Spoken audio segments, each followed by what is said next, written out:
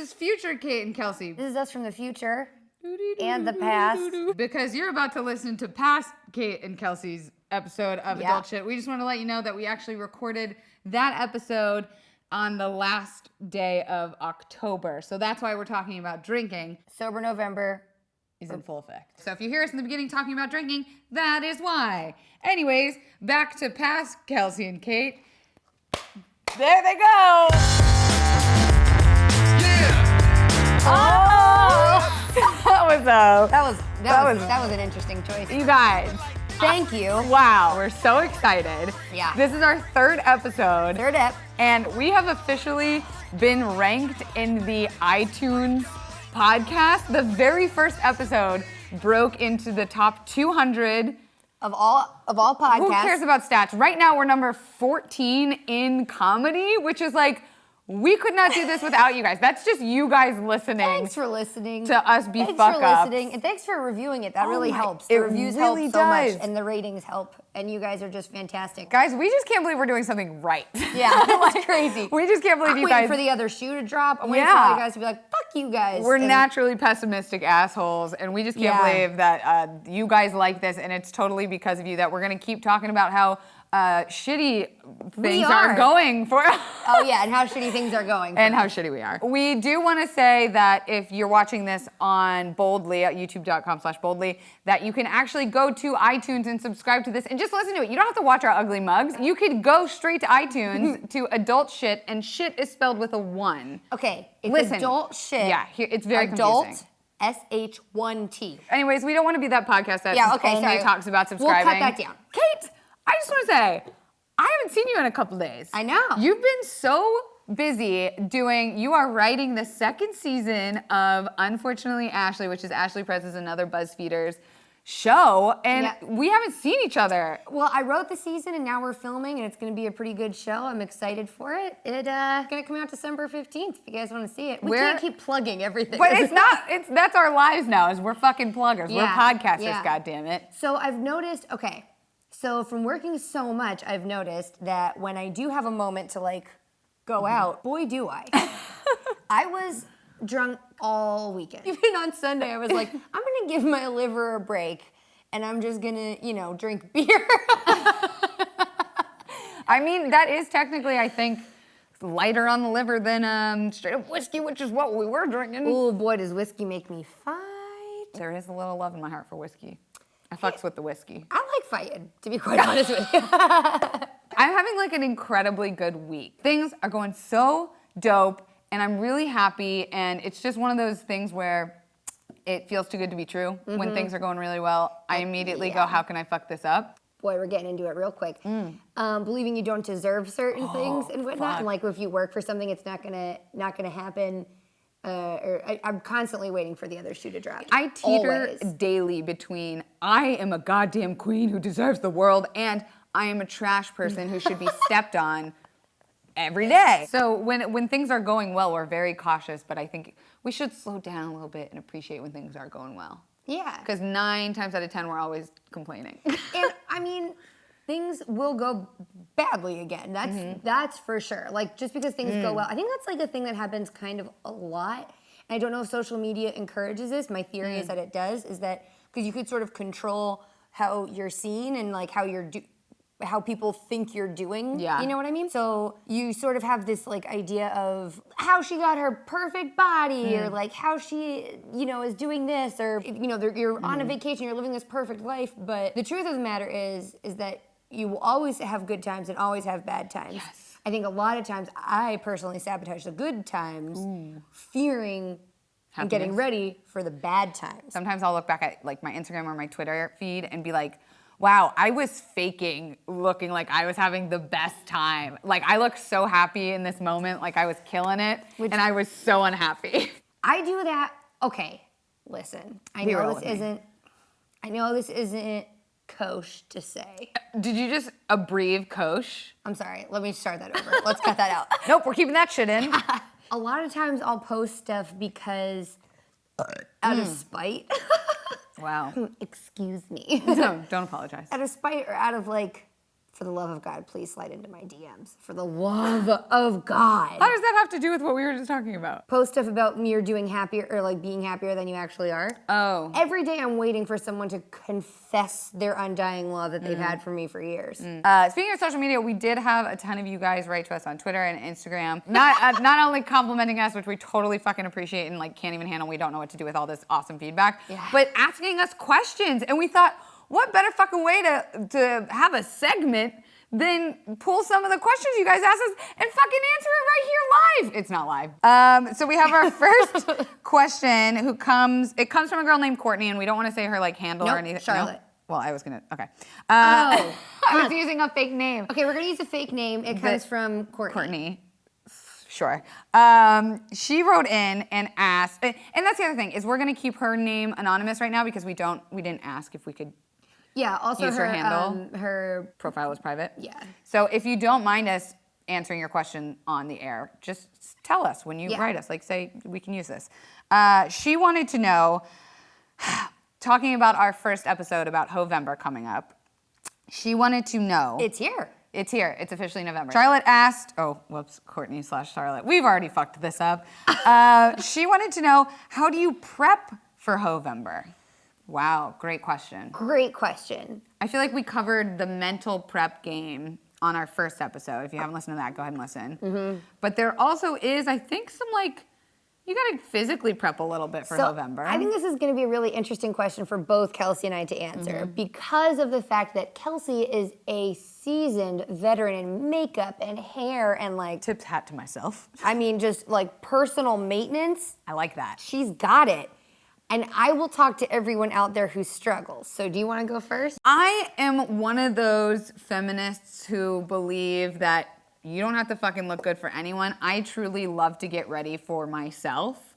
And if a girl compliments me when I'm out, that is way bigger of a fucking compliment than a dude. Of course a dude's gonna come up to me and be like, hey, nice fucking pants. I like the way your ass looks.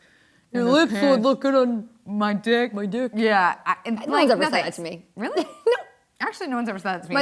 Your lips would look. No, I don't talk to morons. Well, I do. Yeah, I do. But it is the biggest compliment if a chick likes what I'm doing with myself. So, I would say go in with that mindset that you're getting ready for you. If you like the way you look and you're gonna rock, maybe a bold lip or kind of an outfit you wouldn't normally wear out, like HOE-VEMBER is the time to experiment. You don't have to be your fucking self at all. I would actually say don't be yourself whatsoever. Fake it till you make it, baby. You've gotten yourself here, so yeah. Fake it till you can take it, baby. And I'm talking about the dick. Or the pussy, whatever you like. Whatever you like. What about would you say for you? What's your mental game or your physical? I have more sweatshirts and sweatpants than I do full outfits. True. Combined. I've seen them. And they're great. Thank you. Look at this. This is a nice pale pink.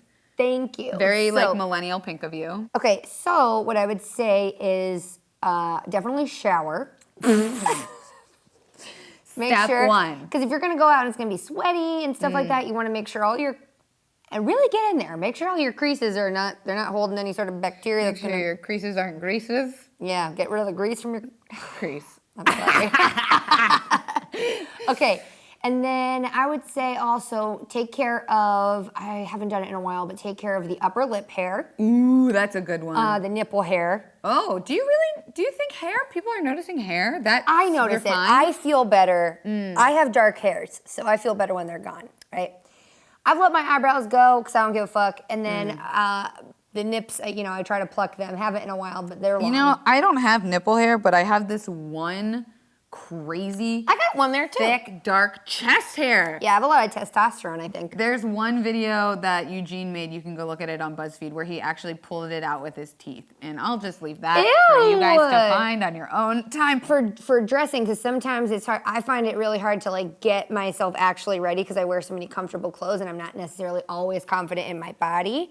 I have like bigger boobs, so sometimes like... Yeah, you do. Thank you. So sometimes like if I wear a bra, like I have like the back shit, that happens and whatever. I don't think anyone else minds it, but I just stopped wearing a bra. Nice. Stop wearing a bra and wear a skirt. That's how I feel good. Just, what you said, wearing what you feel comfortable in. Also, the nipple is back in, guys. Like and also I don't think it ever left. Freeing the tits it's only been beneficial. For the longest time, I was like, it's gonna hurt, because for sure there are people who like for sure can't. Yeah, you know, it hurts. It hurts. Just what you're comfortable in. Yeah. Anything Yeah, you can't hoe if you're uncomfortable. If you're wearing heels that are giving you blisters, or you're in an outfit where you feel like you're not gonna be able to be your best, you have to be comfortable. And if that means fucking wearing millennial pink sweatshirt out and getting that dick a puss, then fucking wear that sweatshirt out. Sweatshirts can be cute.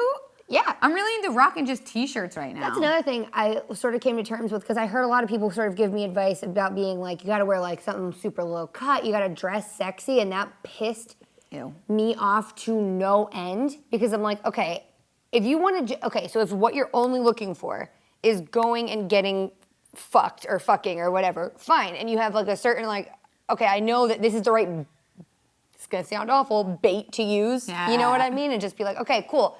Here's what I have going on, step up to the plate. Or if you're looking for someone who you would connect with and have like a fun time with, even if it's just a one night stand, wear what you're comfortable in. Because if they're not approaching you wearing what you're comfortable in, then they're not gonna, truly, not only do they not deserve you, chances are you guys aren't gonna mesh, and they're not gonna be able to make you come. Truth on motherfucking that. And basing off of like what, I hate to say like, relationships don't happen out of HOE-VEMBER, but like if you're going in with a mindset to hoe and then really truly deep down you want a relationship, you're gonna hurt yourself. So like be honest. You can still be a hoe and like be honest with your feelings. You can still be a hoe and want to change your feelings. Yeah, you can still be a hoe and want to be in a relationship. It's a state of mind. It is not a physical act. And it's up to you. I think that's another thing that it doesn't always feel like. It's up to you. And that kind of brings us to the next question. The same person. Charlotte, Courtney, whatever her name was. The second question was, what do you do with the regret and the guilt that you feel after hooking up in like a one-night stand sort of situation? And if that's the case, that's a pretty layered question, because there's multiple ways that this could be. Let's unpack it like a nice onion. We should also mention that we are doing Sober-VEMBER, and we posted on our social medias, and a lot of people messaged us being like, how the fuck are we supposed to do HOE-VEMBER sober? Honestly, guys, we have no fucking clue. I don't even know how to do HOE-VEMBER. Yeah, it's a pipe dream. This is nice.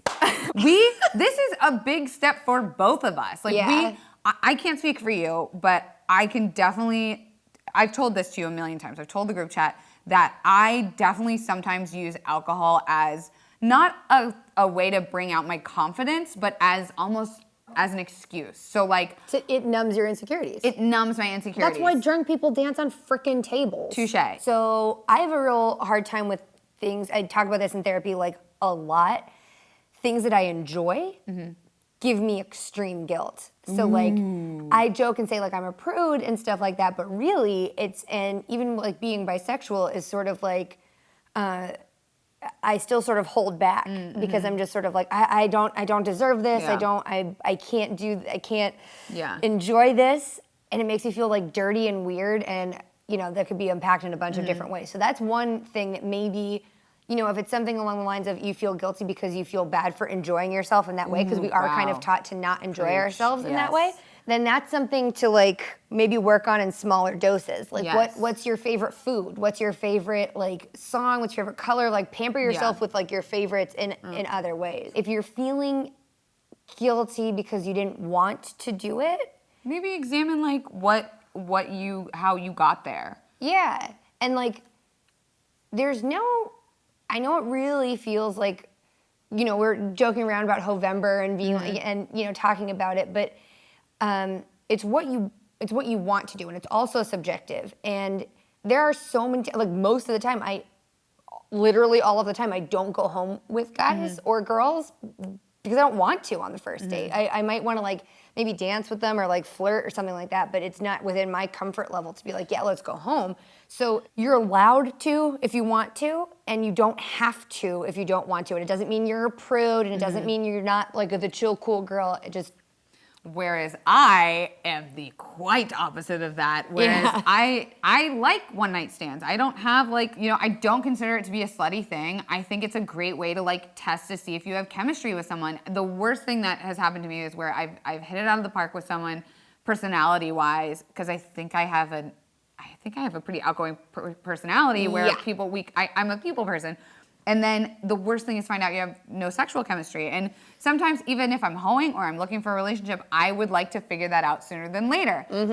Let me tell you what does turn me on is when the act is happening and maybe we slow it down because we like each other, and it doesn't have to like snowball into sex each time. Like, I think sometimes we'll start talking and I'll stay up till 3 a.m. talking to this person, or like we'll end up going to like a diner and grabbing like a late night drunk snack or something. I think that is also, to me, HOE-VEMBER. Like, I'm still doing what I want to do. Like, as long as you feel like you're in control, like the second you feel out of control, I would say wave the flag, pull out. You know, I think sober-vember is gonna be good for me because I usually don't have sex with someone for the first time without alcohol. For the first time sleeping with them, I wasn't not drinking alcohol.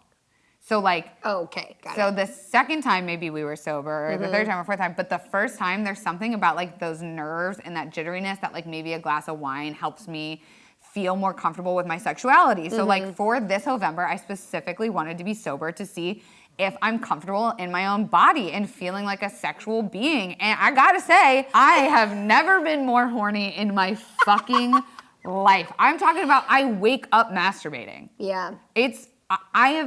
It might also be a combination of I stopped taking my birth control like 3 months ago for the first Your time body's in like, time 12 to years. cook. Yeah, time to fucking, I have never been more like turned on by conversation or art or a song or something. And I feel like it's actually kind of perfect. Of course I'm scared. Of course I'm nervous to be able to like go out and have to approach people without the confidence of alcohol, but I think I know it's gonna be really good for me. Yeah, I think another thing is that sometimes even with alcohol, I regret the things that I do. Like the things that I say, and like I won't necessarily always be clear. I'll think I'm being clear, but I'm not being And then the clear. next day you're like, what the fuck? And the next day I'm like, oh, you sweet bitch, what have you done? I'm gonna put that as our third merch is sweet bitch. Sweet bitch. It's gonna be interesting to it's also gonna be really good because I'm trying to save money and alcohol is so expensive. I spent so much this weekend drinking and I really tried, listen guys, listen. I really, really tried to get with this guy this weekend. Oh, it was, well, okay. It was As your painful. friend, let me tell you that there were 2 guys that you were trying to get with. Okay, the one you wanted to get with, I didn't ever like for you, ever. I was like, nah. Yeah. The second guy, who I'm still rooting for, I really want to happen. Spoiler alert, neither of them were into it. But you haven't tried yet. I know. That's another thing. Okay, let's talk about this. Okay. From a rookie to a Oh. rookie to pro. Pro-ho, nice. I was talking to this guy at like a bar, and this girl kind of comes up to him and like puts her hands in his pockets. I was like, what the fuck is happening Dude, here? and this is after you guys had been flirting, like standing, talking to each other for like an hour. But I also don't know, so that's interesting. I feel like I remember hearing guys talk about how they're like, I don't know if this girl's flirting with me or just talking to me or whatever. No. And now, You guys were flirting. okay, cool. So we were flirting, whatever. And then she's doing that, and I'm like, I will literally roundhouse a bitch. I was on the dance floor, and all of a sudden, everyone's dancing, swaying back and forth, and then all of a sudden, out of the corner of my eye, I just see Kate beelining it through the dance floor, making full-blown locked eye contact with me, and I went, what? What's going on? What's going on? And she just points a finger at me and is like, come here, and grabs my hand, and I'm like, what? And she's like, oh, just you wait. Because she knew I had been watching her, like, hell yeah, that's my girl, she's going fuck So tonight. I told her everything, because he then put his hand on her shoulder. Yeah, it was obvious that they were somebody. Yeah, but then I told her about it, and she was like, oh, absolutely not. You go back and you piss on your territory. So what did we do? We go walked back back over there. And to be fair, he literally turned his body away from her, and I looked down and her arms are like coming through and like holding his Yeah, stomach, it and looked I was like she was trying to koala onto him. It was a very was like, confusing physical what is situation. happening? We walked over there, and I immediately started talking to her to distract her. I Yeah. was like, hi, oh my God, I love your skirt. Who are you? And you turn to him and say, shots? Question mark? I forgot about that. So we do a round of shots, and she doesn't, and I'm still trying and wingman. So while I'm talking to her, Kate says, I said, who is she to you? And he was like, oh, we've been on like a couple dates, blah, blah, blah, blah. And I was like, hold on. Is that your girlfriend? And he never said yes. He was like, and I was like, so, okay, I'm never straightforward.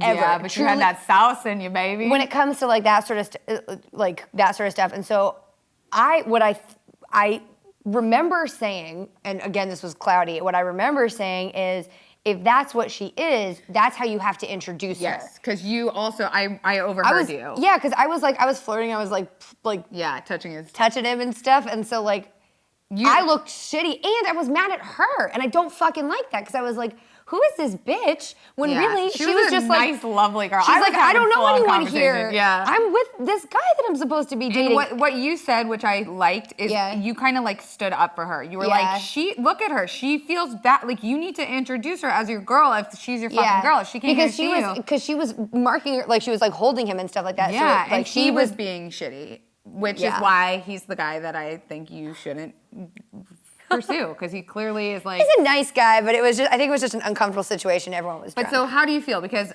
something that I appreciate that you do, that I also do, is like you obsess over it for about 3 days. Yep. And then you're fucking done. Yeah. I was actually done that night, because this had been a couple days thing. Yeah, but I also like... Even the next day, I was kind of like, I'd like to win this, but I mean, and I still think he's like really cool and cute and all, all that sort of stuff, but I really felt... Like, I truly felt bad for being like, who is this bitch? Like, and I don't like thinking that, but I thought it was just someone like... Because it wasn't her fucking fault. No, and I like really did, I felt like that was I don't think any of it, to be quite honest, I don't think any of it was intentional. There is another guy that's on her radar that I think is... That Kelsey likes, but I don't think it's I think he's great for you, and he's so cute, he's very cute. Yeah, he's a very Exactly. You get nervous talking about him. Like, your cheeks are red. I think that this will be your next conquest for the weekend coming up here. I hope. I'm about to get my period though, so that's fine. Well, that's I just finished mine, and did you bring my Diva cup? Oh, I forgot. Kelsey ordered me a Diva cup. I did, because I'm a good friend, and I believe that everyone should use a Diva cup. My period just ended, which was good based on what happened to me last week. Do we get into it? I think this is when we should probably get into it. Okay, so we're just gonna put this out here. This was supposed to be the theme of this week's episode, but we also wanted to film a little bit longer for you guys, because some of you guys commented that you wanted a little bit longer episodes, so here we are, we're talking about it. And, okay, so the theme of this episode. The freaking theme of this episode is revenge. And... Yeah, that was revenge, in case you couldn't understand. Revenge and... Karma. Nature's revenge, karma. I don't really think it's worth like the breath to explain the full story of what happened, but basically someone did something really shitty that is like a basic foundation of having sexual relations as an adult. And I think 10 years ago, I would have been really fucking pissed and wanted some sort of revenge. But then something dawned on me. I don't know, it was sort of a revelation. I just did not give a fuck this time. Isn't it so nice? Oh my God, I was like, we're closer to 30, baby. That's what happens, snowball into what this dude did to me, and I could really get angry. And then there was just some sort of clarity. He could just be gone from your life. It's like I had a choice on how I reacted. Yeah. And it was such a weight lifted off my shoulders. And then it made me start thinking about all the times that I did waste trying to get revenge on people that had wronged me. And realizing and accepting an apology that you're never gonna get is the most freeing feeling ever.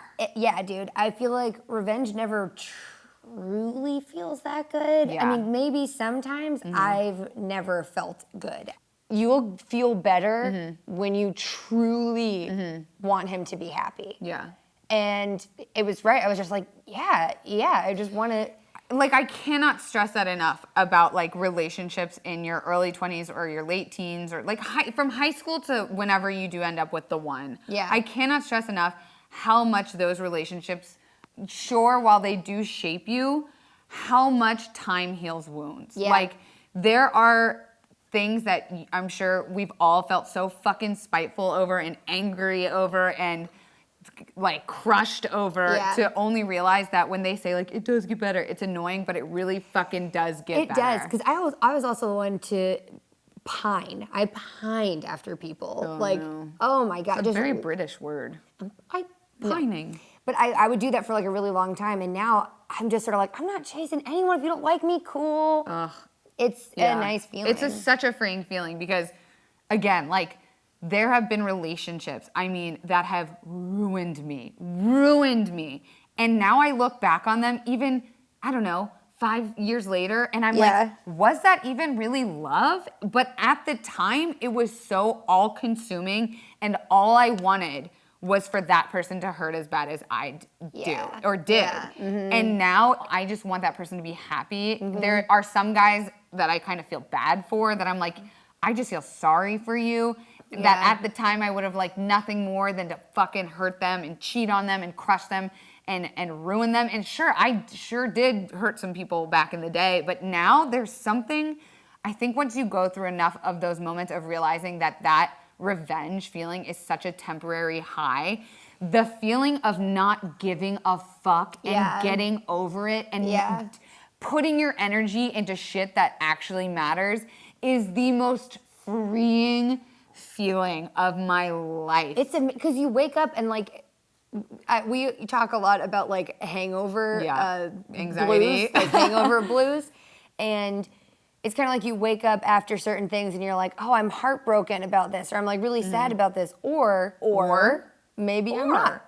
Or maybe I have a choice. Yeah. And the options are both definitely there. Sadness or choose happiness. And that doesn't come easily. No, like, we both live with depression and anxiety. We both, sorry, we haven't talked about that yet. Yeah. I just assumed we've Crippling. put that out there enough in other videos where it's chemical. There for sure are days where I wake up and I'm like, oh, this is a depression day. Like no matter what I choose, I still will feel bad. But there are situations and events and people that you can choose, and you wake up with that feeling of like regret or anger or wanting revenge, and you can physically decide that you don't want to go on, you don't want to jump on that train. And think you of take like, the other one. Take it to Happy Town. And it's so nice to also be like, because it's all consuming, right? Yeah. It's Oh like my God. it Oh makes my you, God. it takes away all your light. It's just like this darkness that just takes away all of your light that could be better shed on like other issues, things that you like, things that you feel passionate about, care about, civic duty and shit. I don't know. Volunteering, we don't fucking know. Dude. But like the day after that person did a shitty thing to me, when he told me the shitty thing,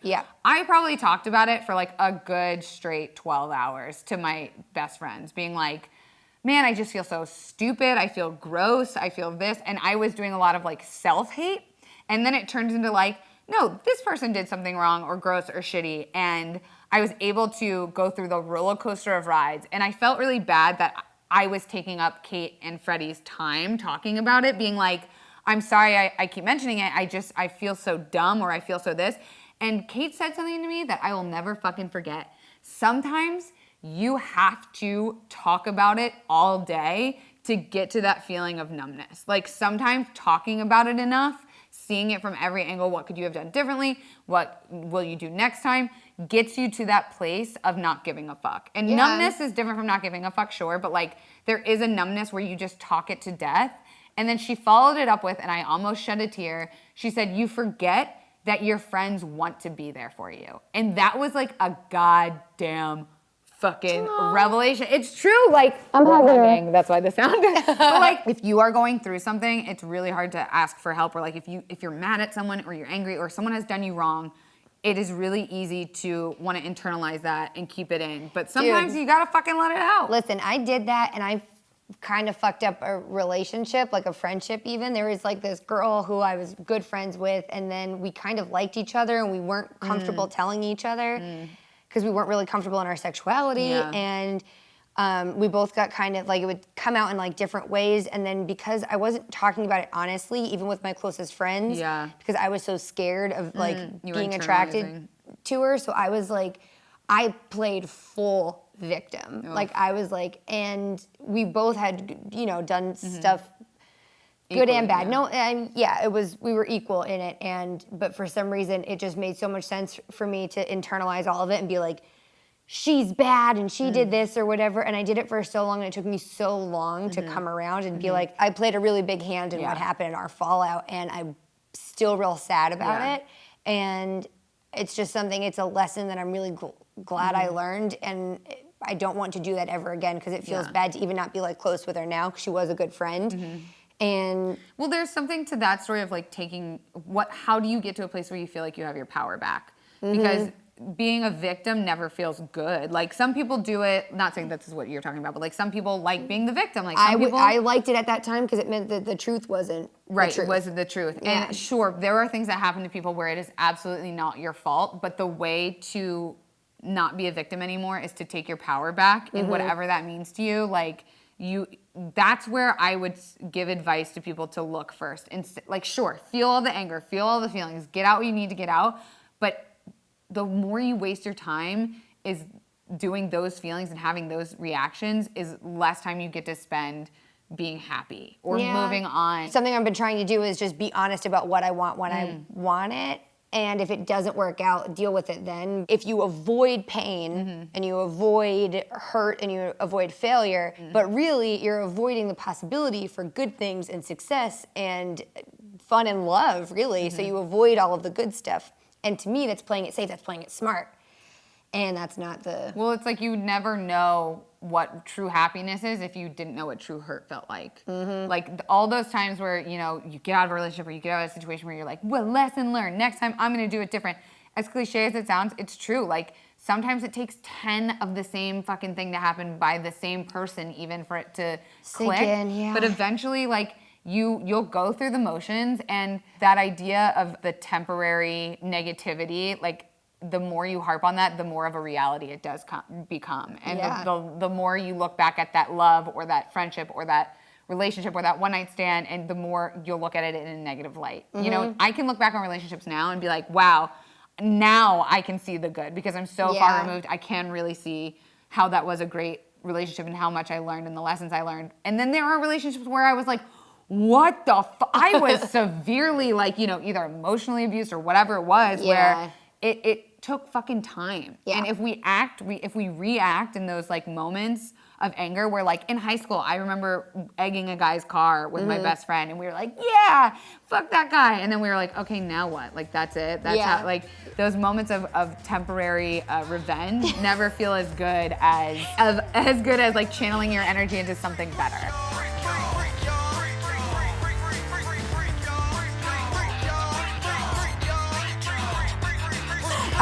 Let's read our fake ad. Do you find yourself feeling antsy at night, like you didn't dance enough during the day? Well, look no further than Dance Pants PM. From the people who brought you Dance Pants AM, Dance Pants PM are specifically designed to dance for you while you sleep. So you can stop compromising REM for getting down to REM. You're so proud of that. Use promo code ADULTSHIT to get 15% off your first order and say goodbye to the dance enthusiasts. Sophie's Choice with Dance Pants PM. Dance Pants! Okay, that was our fake ad, you guys. That's it. This is our episode. We hope you gained something. Sometimes I get a little ranty, but I think we have good insights, and I think you should fucking listen to us because we're not that old, but we're fucking wise as shit. And if you like this podcast, it really does actually help to go to iTunes and subscribe and rate it and leave a review because that in the algorithm helps. Also, let us know, like, message us however you want. What do you want us to talk about? And what questions do you have? What do you want to know? I'm at Kelsey Dara on Twitter and Instagram. I'm at Kate Peterman on Instagram, and I'm at. Can you switch your Twitter to just your name? Just search Kate Peterman, and it'll probably come up. It's KAYTEPEA. A bunch of people had a hard time. I don't tweet that often, so like it's all right. Just follow me on Instagram. Subscribe to us on iTunes. Adult Shit spelled with a 1. Spelled with a 1, guys. And we'll see you next week. We'll see you next week. How do we sign off? Bye. Bye. Bye.